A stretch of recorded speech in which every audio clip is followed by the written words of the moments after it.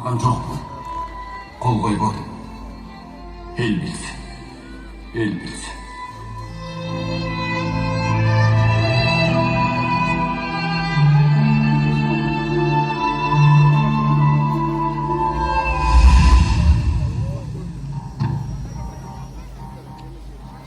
Жолдош Абдыкадыр Орозбеков, сиз НКВД'нын үштүктөр уюмунун чечими менен буржуазиялык, улутчулдук, оппортунисттик саясат жүргүзгөнүңүз үчүн сизге жогорку өкүм жазасы чыкты.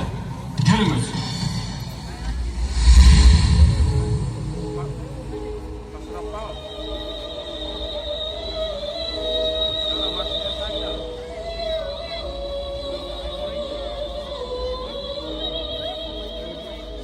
Уулум, эгерде менин эмгегим кыргыз элимдин жыргалчылык үчүн арналса,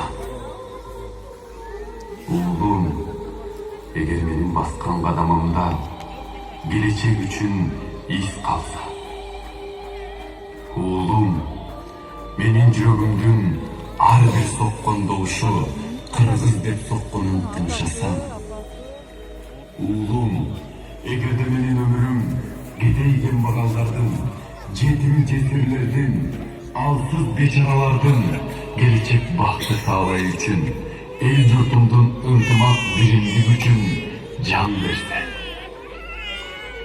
уулум, кыргыз мамлекетинин бүтүндүгү үчүн жанын курман болсо, мен ыраазымын.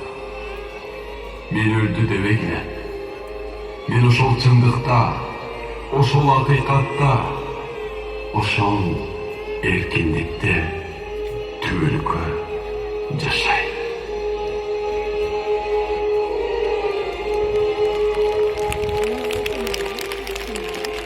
Эл уулу Абдыкадыр Орозбековдун жаркын элесине